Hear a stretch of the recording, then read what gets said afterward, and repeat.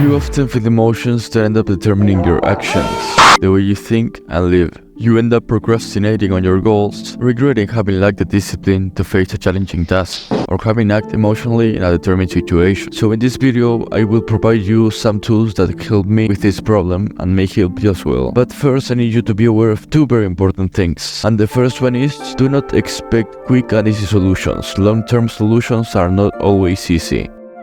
And forget about the quick ones. And second, the goal is to learn how to channel your negative emotions toward growth and success, not eliminating or controlling them. That is impossible, unrealistic, and inhuman. Understand that the emotions are part of life. They make us humans, and no, they are not our enemies. Everyone feels emotions. Everyone. However, you can take one of two options.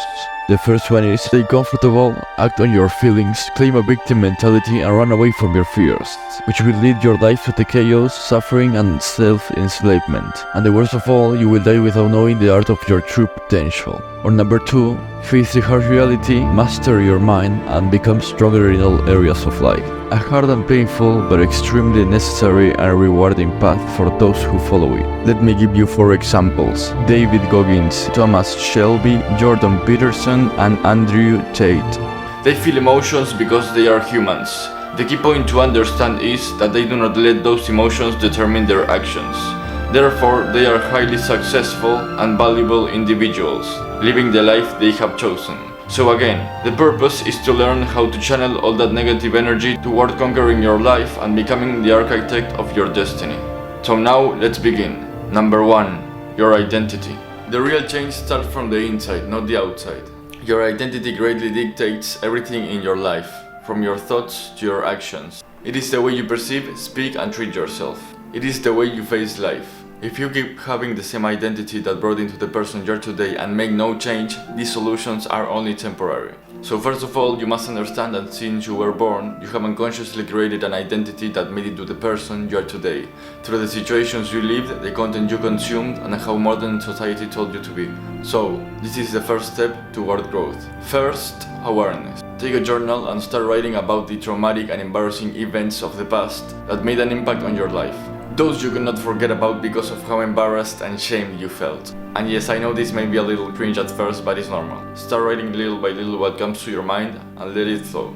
And if you don't know how to start, let me guide you. First of all, break your journal and start writing. Writing the ideas and thoughts on paper will help you stick and articulate them more in your mind. And if you don't have a journal, you can do it on your PC or mobile. It's the same, as you wish. Second, take your time. Write everything that comes to your mind in minute detail. Try to not miss anything and be as specific as possible. Third, avoid procrastination. Don't lie to yourself by making absurd excuses to procrastinate on this activity. I know it is uncomfortable, but you're better than that. You can also listen to ambient music that inspires and helps you flow with the writing. Or simply listen to anything that relaxes you and makes the writing easier. This is a process of introspection. The goal is to break through the layers of your mind and enter to its depths. So if your environment right now allows you to, start, pause the video and go do it right now. You can literally start doing this in this precise moment, pause the video and go do it right now. By the way, this is only for you, and sharing with others is your decision. But why doing all of this? The goal of this step is allowing you for 3 things. First one, improve awareness and understanding of the things that are holding you back.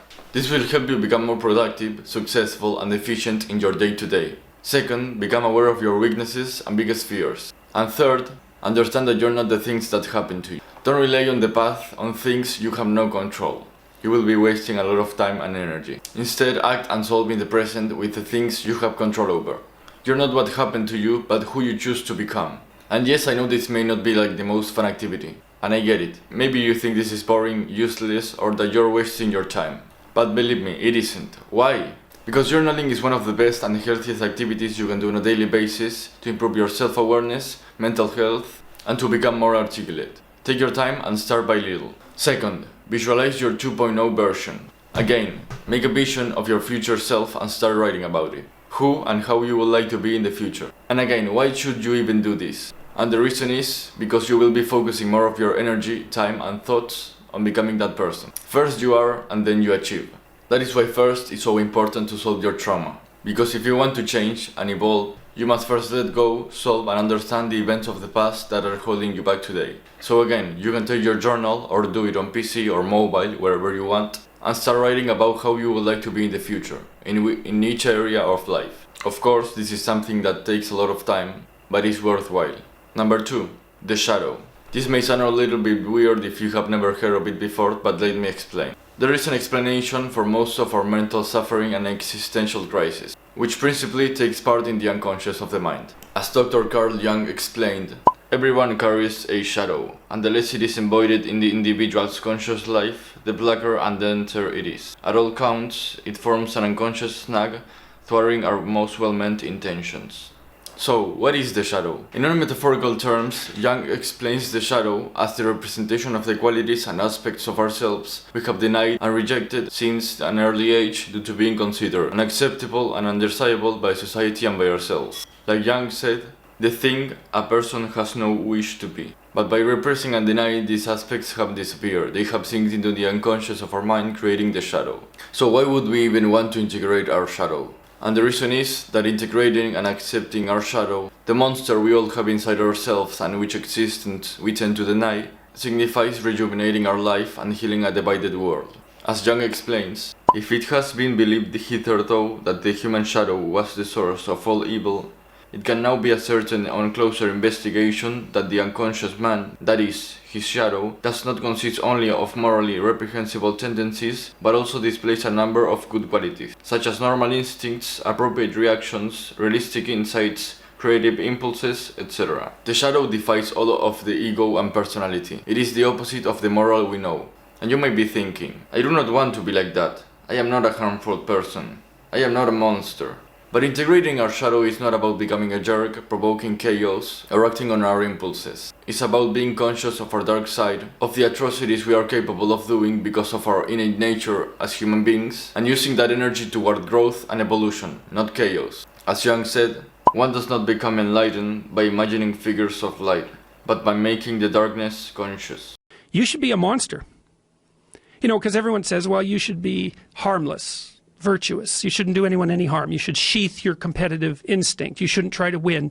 You know, you don't want to be too aggressive. You don't want to be too assertive. You want to take a back seat and all of that. It's like, no. Wrong.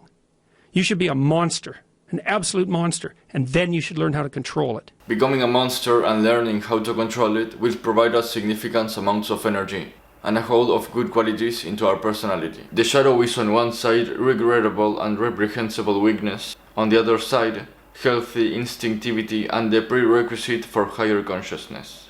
So this is how we start to integrate our shadow and get to know ourselves better. Step number 1, focus on 3 essential subjects: your flaws, weaknesses, and fears. The goal of this step is to write them down and become aware of them. These are fears that must be faced and solved, not ignored. And yes, easier said than done. So again, why should you do this? Reflecting on these 3 topics allows you for a lot of growth because you're focusing on number 1, becoming aware of your flaws, weaknesses, and fears, those aspects of yourself you deny or avoid. Number 2, you start to work toward them. Number 3, to strengthen and evolve by improving them. So basically, you become aware of your flaws, weaknesses, and fears, you start working toward them, and thereby you become stronger. Step number 2, practice mindfulness. Meditating on your shadow improves awareness of your dark side, which facilitates its integration and allows you to be more in touch with your inner world. You can start by little again and improve in time. And for all of these steps, you may be feeling a lot of resistance. And yes, it is completely normal. And it is because you're trying to think about stuff that touched your ego. In this case, thinking about your flaws, weaknesses, and fears. This feels uncomfortable, of course, and you may not like it at first. Therefore, your mind wants to escape, blinding any thought and trying to escape from the situation in any possible way. And if you want, you can apply these 3 steps on your daily basis to get to know yourself more. So in resume to this final topic, accepting your dark side as an essential and natural part of your being will lead you to take the needed risks to live a fulfilling life, avoiding ignorance and becoming wiser. So, start by little and improve over time. It's up to you to take action with the tools I provided and start making real change in your life. You don't have to hurry up, but do it. Action is doing, not listening, watching, reading, or thinking. Use your precious time and don't waste it. Have a good one, and I'll see you in the next video.